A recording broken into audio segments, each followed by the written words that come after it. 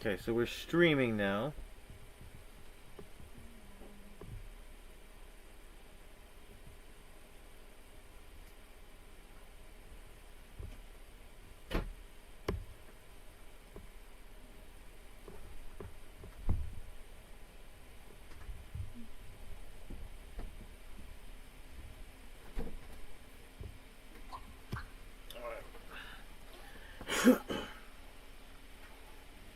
Are you ready to join the live stream when I go live? I'm already in. You're already in. How? It showed me a notification. So you're watching? I'm watching right now. You see me? Yes, but it's very, very glitchy. It's not live though. I see you. What's up, Mom? Yo, it I can't. can hear you and everything. God damn. You can hear me? It's really glitchy? So glitchy. Everybody It's really turn your Wi-Fi off. Mine is off. bad. Let me see your phone. You're already off the Wi-Fi. Yeah, you're like.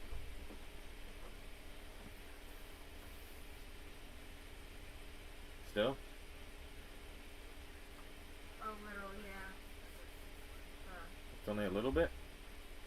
Yeah, only a little bit. It's like, there's this thing where like it'll go smoothly, all of a sudden it just like takes a little pause and then, That sucks. like when you just placed your phone down, you froze there and you did this. That's retarded. I don't know how to stop that. But Yeah. It's like you were teleporting through the screen. it's still doing that? Yeah. A lot? Yeah. What the fuck am I gonna... Is the audio pausing? It's just the pictures. Whatever. Okay. We're gonna have to make a decision here. I'm gonna have to decide. Alright.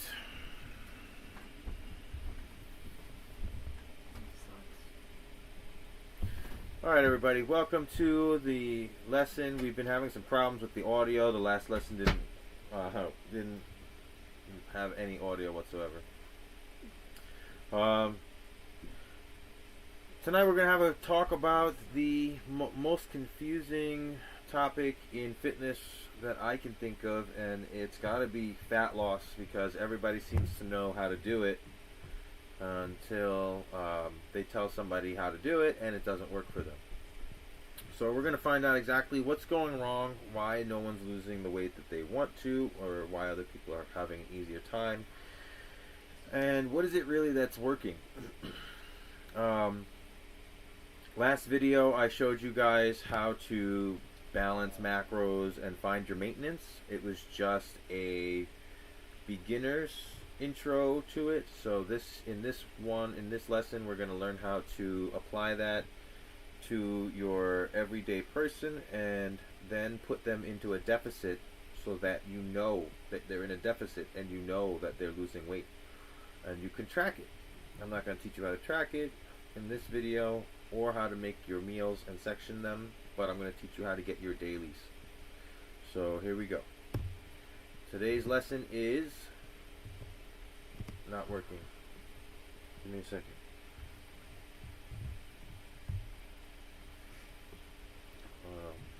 Is everything good now? Can somebody tell me? Oh, you should be able to press space bar. What do you see? It's still showing me. Does it say nutrition basics for beginners? No. It's still showing how to lose fat and not lose muscle. Should we move the Wi-Fi a little bit more out? No. No. What we should do... Oh, there you go. Nutrition basics. For beginners. Okay, so nutrition basics for beginners. As I said, if you don't know what maintenance is, go look at my last video and we will catch you up to speed on it. But assuming you already know what maintenance is, but you kind of don't, we're going to go over that today. Just really quick. You want to turn that down? Calculate your deficit.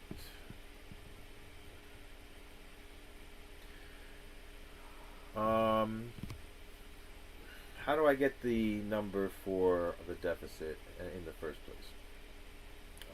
Well, you guys at home can do this with your own body weight. You can take your own body weight and you can times that by 14 or 16 to get a ballpark range. And the ballpark range is still going to have to be adjusted for some people. I did this and I'm pretty active, so I did my body weight by 16. If you're not very active, you'll do by 14. Uber drivers that don't do anything but Uber and sit at home, you'll probably do 14s. The people who have a 9 to 5 on their feet all day, construction workers, you'll probably do 16. You're going to get the ballpark range, and it might have to be adjusted. I needed to add more calories to mine. I had to go upwards by 200 calories to find my maintenance before applying a deficit or a surplus, which means bulking or cutting.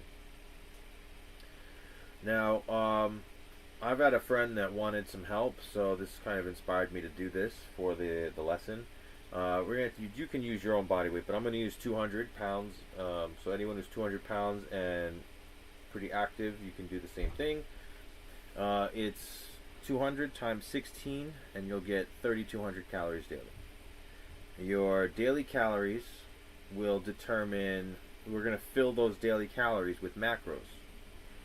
And you're going to track it for 2 weeks though, and adjust it if necessary. Like if you're still going up in weight, that's not your maintenance, you're going to need to take some more calories off. So if you're 200 pounds and you're getting 3,200, then maybe you overestimated. You're just going to bring it down a little bit, and then keep tracking your weight for 2 more weeks, and then you found your maintenance. Don't just rush into it. Take your time to set the goal, stay at the goal, and then you're going to adjust it as necessary until it is steady. So if you started with 32 and you find that 3,100 calories a day is where you don't gain weight or lose weight, bam, that's where you want to stay. But anyway, you're dealing with general numbers. We're going to be on or off by 100 calories or so usually. Then once you have your maintenance calories, you're going to want to balance those macros using this formula. P equals 1 gram per pound, F equals 0.3 to 0.5 per pound, and C equals X. And it sounds really complicated, but I just made it sound that way. It's actually P equals protein, F equals fat, and C equals carbs. And the 1 gram is per pound of body weight, and the 0.3 to 0.5, that's just a ratio. So like you times that by how many pounds, and you'll get the number. So you pretty much times these by how many pounds. And that's it. That's all you gotta do it. And then C for carbs is X because you fill it in depending on your goals. And that brings us to the next section. Before we'll come right back to this. If you take a look to the right, you got your protein and your fats, and your carbs on the right side in the key reference, so that you know how the math works, because we're going to do a little bit of math. You could do this at home. I have the example up at the top. I don't know if it's pointing, it's up that way. 200 pound person that is maintenance at 3,200 calories. Using this formula,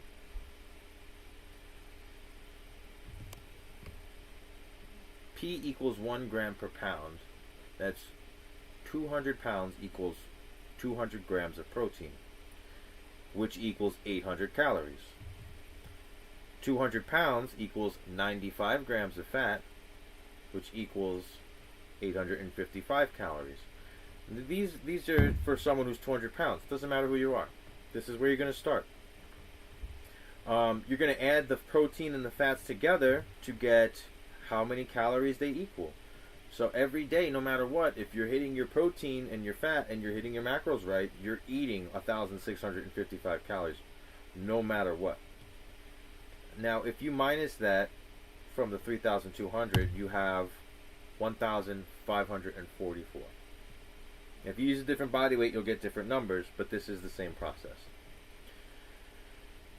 1,544 calories, because carbs is 4 grams of 4 carbs, or 4 calories per gram.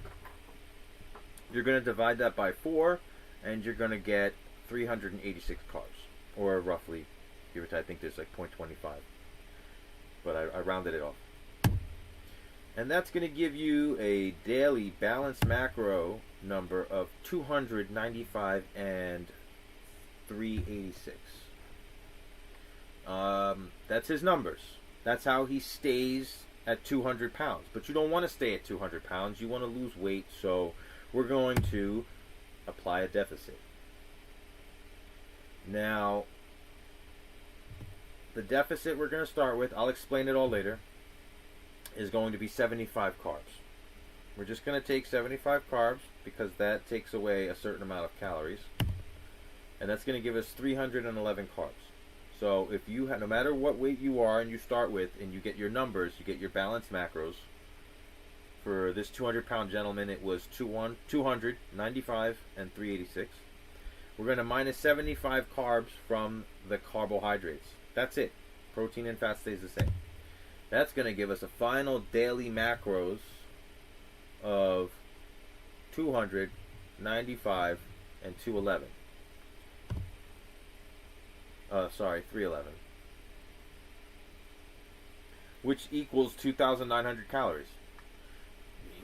He's now in a deficit. He can now lose weight and track it for 2 weeks and make sure that he's still losing weight. After 2 weeks, if he's still losing weight, is golden. So, subtracting a moderate amount of calories. Why did we do 75 carbs? Because 75 carbs is 300 calories, which is in a good range for a sustainable diet to start.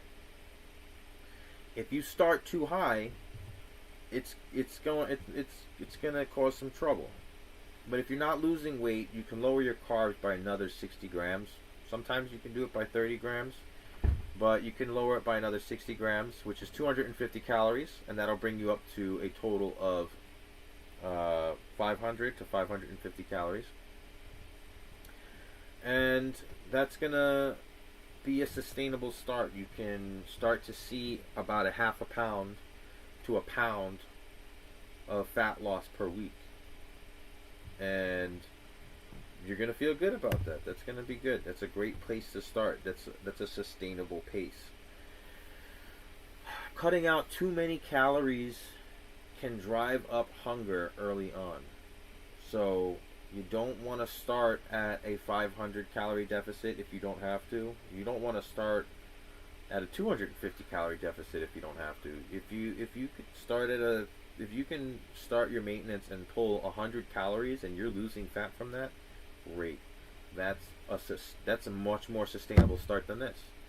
But you are going to see better results at 250 and even 500 than you would at 100 calories. So there is a sweet spot, and you don't want to go too slow or too fast. Track and adjust. Step 3. Weigh yourself twice a week in the morning, usually after you use the bathroom. Don't just jump on the scale when you wake up. Every night you go to sleep and you wake up, you usually have to use the bathroom, pee and poop. You have different amounts of pee and poop inside of you every day. And that's going to change your fluctuating in the scale, so you want to empty that out, empty the tanks, and then jump on the scale, because you don't eat or drink anything, just jump on the scale, and that's going to give you a solid, steady, static weight as best you can without the fluctuating water. Once you start to lose weight, unless it slows down significantly to like almost a dead stop, don't change a thing. You're gonna start to lose weight. You might lose water weight just from balancing the macros. A lot of you probably overeat carbohydrates, and it holds a lot of water, and when you change your balance of macros, you're going to lose some of that water weight, and it's going to feel like you lost some fat, but it's really just water weight. Same thing happens with keto.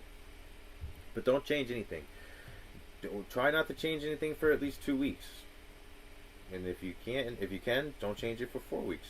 If you're still losing weight. But if you're losing a steady weight, don't change anything. Your progress will not be linear. It's going to look more like the side of a mountain as it travels up and down.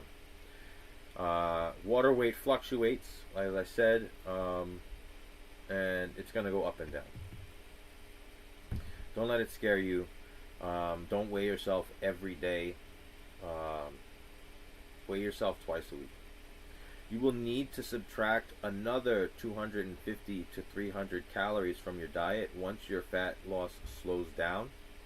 And you're going to probably do that once, twice, maybe even 3 times before you reach a limit of about 750. I should have included a little bullet point for that in the slide, but the maximum you really want to go is 750 before you really start to see a lot of extreme side effects of diet fatigue.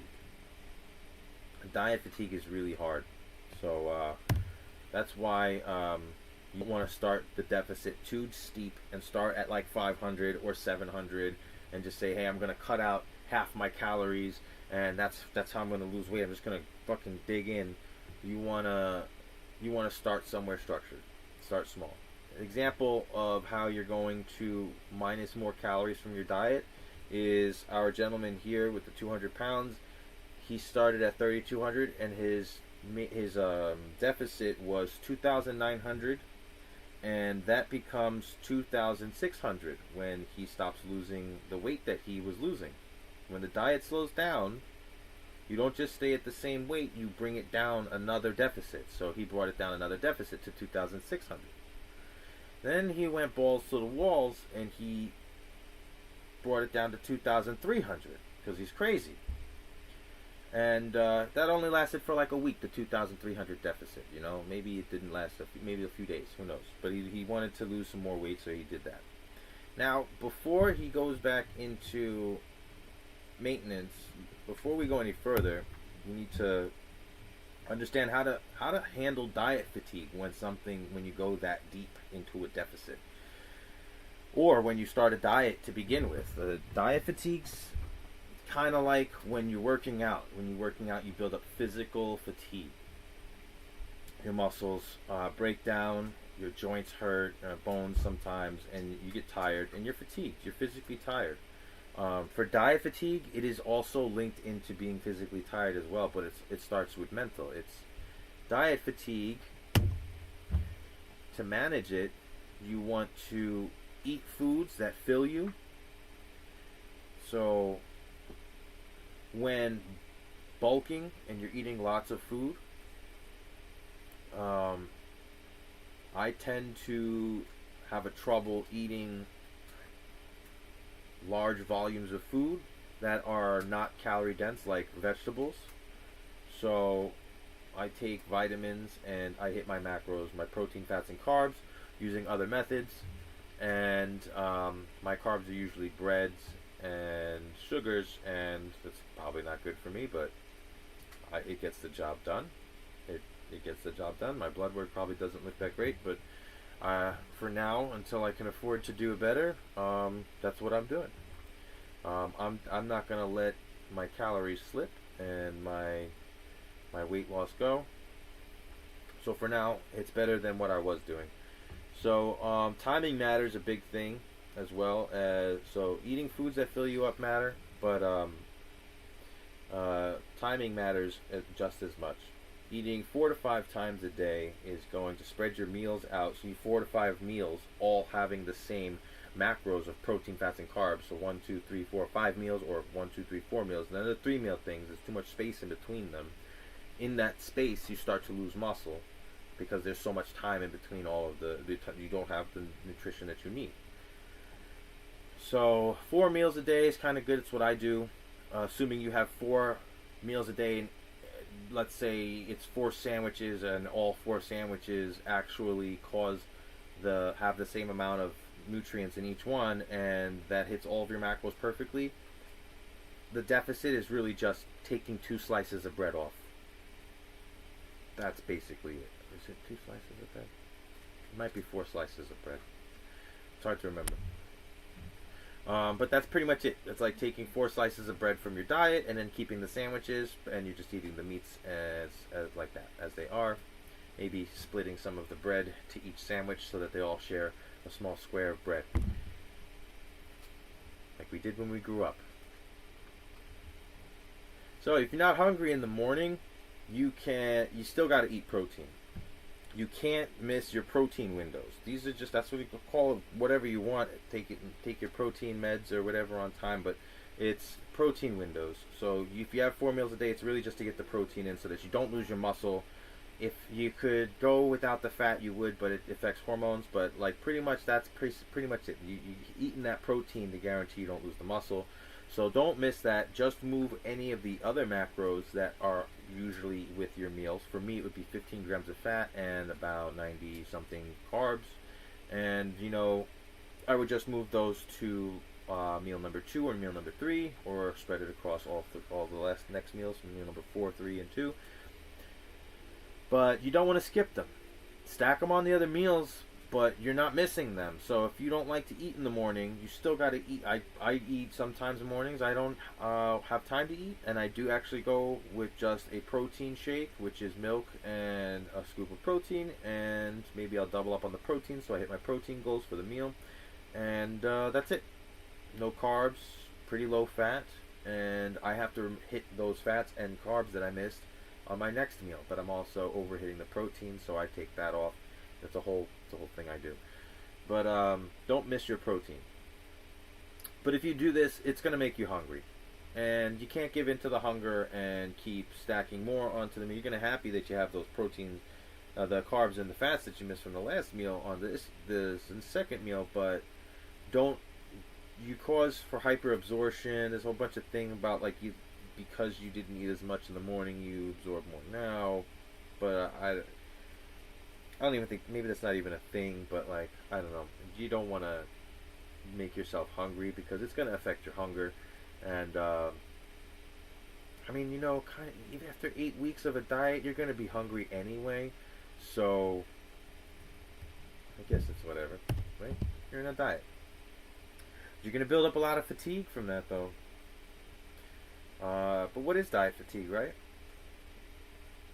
Diet fatigue is a list of symptoms, and I didn't even list all of them.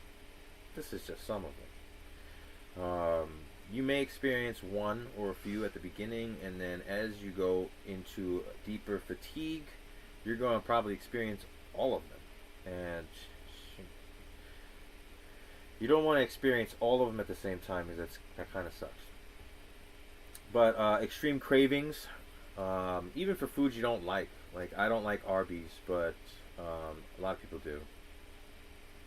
But I don't like Arby's, and man, 8 weeks into a diet, I kind of hope that I find an Arby's sandwich lying on the floor somewhere. Not really. But mood swings, or AKA no time for the bullshit. Poor sleep patterns, waking up at night, maybe to snack, reduced strength, feels like maybe you woke up in the morning, can't squeeze your hand fully tight, or you hit your elbow, and the funny bone. I don't want to call it the funny bone. It's not funny. But you can't really squeeze your hand after that. You're gonna feel something like that. It's neurological. DOMS last longer. You recover long. It takes longer to recover. So if you recover bicep or chest in 2 or 3 days, it's gonna probably take longer than that. So you don't want to go. That's why you don't train as heavy in a deficit. When you're on a diet, you're not heavy training trying to make PRs. You're just training enough to stimulate the muscle, which is a fraction usually of what you're even doing in the gym. Maintenance is like a fraction of what it takes to get the muscles that you need, that you want. That you need, right? If you're going to be still hungry after meals, that's another sign. You're going to eat your meals. They're planned. They're structured. That's exactly what you need. you're not gonna die if you don't eat more bread or more another meal or go in for a second slice. But you're gonna be hungry after these meals. You know, after a while, especially towards the end of the diet, you're gonna have brain fog or lack of mental clarity. Don't do your kids' homework if you're in a diet. You know, they're probably gonna fail. They're probably failing anyway, right? Extreme tiredness. You're gonna be tired. You know, you're not gonna want to get up. You're gonna go send your kids to go do stuff. You're gonna be like, Julie, can you go get that for me, please? It's just right there. Just walking all day. But in actuality, you don't want to decrease your activity during a diet. You want to keep staying as active as you normally were. So if you normally get up to go get the remote control, just go get the remote control. It's right there. Stop being lazy. A good way to stave off hunger. Stave? Go, stave? I think Stave? Nobody saw that. Is prioritizing proteins. And, man, that's a big one. You're going to keep hearing me say that. Prioritize those proteins. Keep proteins high. Aim for at least 1 gram per pound of body weight, at least in a cut, maybe even more. Swap out other macros for proteins to bring up the proteins if you feel like you're losing muscle or something. Or train a little bit more, 3 to 4 times. If you train 3 times, train 4 times. Train 4 times, train 5 times. And if that's not working, increase the protein. Protein timing. Again, meal timing matters. It's going to help with hunger. Just don't miss meals. Don't play with the macros. Leave it as is. Structure your life around this. That's how you're going to hit your goals. And then when you're done, then you can change back. Then everything goes back. Then you can have the candy. Then you can have the other things. Oh, I need to have this much bread. Or I have to have matzah for dinner. Or I have to have we always do Taco Tuesday. Stop drinking. That's 11 calories per gram. I'll make a video on that next. Start with protein. Protein helps with hunger. So building your meals around the protein is going to ensure that you don't miss the protein. And you know, you're deciding what you're putting in the food. We're going to do that in the next video. But deciding what you put in your meals according to your macros is how you build your meals. So balancing them helps you feel full. It's going to help with hunger. All of these things help with hunger. All right, now the final blow. Because dieting's fun, right? But you know what's more fun is doing it right. And if you want to do it right, you can't just diet, because that's not doing it right. Doing it right would be working out 2 to 3 times a week in order to keep your muscle. Because, and I'm not talking about going on the treadmill or hitting the tanning booth, talking to the bros, you know, hitting the elliptical or the bicycle, because, you know, those are fun and all, but you need weight training. If you want to keep your muscle in a deficit, you need weight training. So 2 to 3 times a week, that's minimum. I suggest 3 to 5 times a week, or whenever you can fit it in. Hit all of the muscle groups. You don't need to know how to work out too well to do this. You can just do compound movements. A lot of the machines help you hit compound movements, like bench pressing. You don't have to have a bench press. You can go to Planet Fitness. They've got the machine press. They've got all different dynamic exercises. You can pull-ups. You can do pull-downs, cable machines. You have to hit push-ups, rows, pull-ups or pull-downs, shoulder press or some sort of lateral raises with the cables, crunches or leg lifts, squats, maybe some leg extensions, calf raises. You got to hit all of the muscles, or you're going to lose the ones that you don't hit.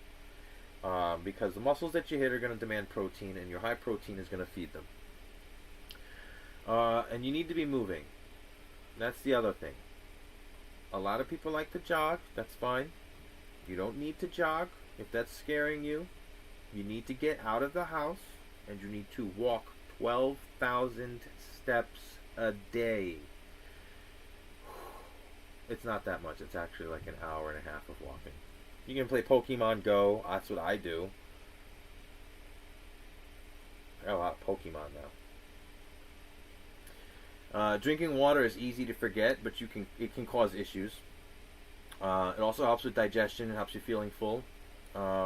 Once your diet once you hit your target in a diet, it's not just like right off the bat, but like once you hit your diet and it's like 8 weeks in, maybe at least, and the diet fatigue becomes too much, move into maintenance. You know how to calculate maintenance. You can try the body weight method and times it and then adjust it, but a better method is to just whatever maintenance deficit, whatever deficit that you applied, you're going to go back up halfway. So you're going to go back up halfway of your, so 50% of your deficit. You can always go back into the diet after you've spent some time in maintenance, maybe 2 to 3 weeks, so maybe more. However, if forever, maybe you said, hey, look, I only needed to lose 6-8 pounds. I'm actually good. What is my maintenance so I don't gain any weight? 50% of what your deficit was. What does that look like? An example of that would be if our friend had 3,200 calories when he came to us, and we brought it down to 2,900 calories, and he lost maybe 4 pounds. I don't know. And then he was like, hey man, I like this, let's keep going. So he brought it down to 2,600. And then maybe he even went even further, but normally we don't advise that. But he was like, hey, look, I lost 8 pounds. How do I keep this 8 pounds off? Well, you don't go back up to 3,200. Instead, you take back half of what you took away. You give back half of what you took away, which is 2,900 or a little less. And you sit there for about 2 weeks, again, and you track. And you make sure that you're not going up or down. If you are, you add or subtract to find maintenance, because you want to be at maintenance, and as long as you're losing weight, you're going to feel hungry. So you want to stop the diet, right? So add the calories back in that you need to sustain the body weight that you now have, which is 8 pounds less than it was, hopefully. And you're not going to put the weight back on. You're going to wait after 3 weeks. Your body's going to be like, I like being this weight now, and you can go out and have a party and then eat a bunch of calories, and then your body will naturally be less hungry after that for a few days after that, and you'll compensate, and you won't eat a bunch of food. You'll actually be like, damn, I treated myself, I'm good for a while, you know? So it's not going to even feel like a diet, and when you're entering your maintenance for a few weeks, you feel like you haven't even dieted, and you might be ready to go back into the diet again, in which case you can start by taking 300 calories off, and then that'll bring you from 2,900 down to 2,600, and you'll start losing that weight again. And that's how you do it. That's how you keep dieting. You can keep going from maintenance into a deficit, and every time you drop into maintenance, you get rid of all that diet fatigue we were talking about, and you know, it's just going to be a lot easier. You're going to see that it's so much easier. And you can do these in little 4-week marks, but we try to do like 6 to 8 weeks, maybe even 12. 12 is really extreme, but yeah, man, that's it. That's how you apply a deficit. That's how you guys are going to start losing weight. That's how you're going to start getting the body that you want. That's how you're going to start seeing your abs. Next week we're going to have a lesson on how to, it's a continuation, it's how to use this deficit, everything that you saw here, in meal planning and setup, and how to take those daily macros and divide them amongst your meals.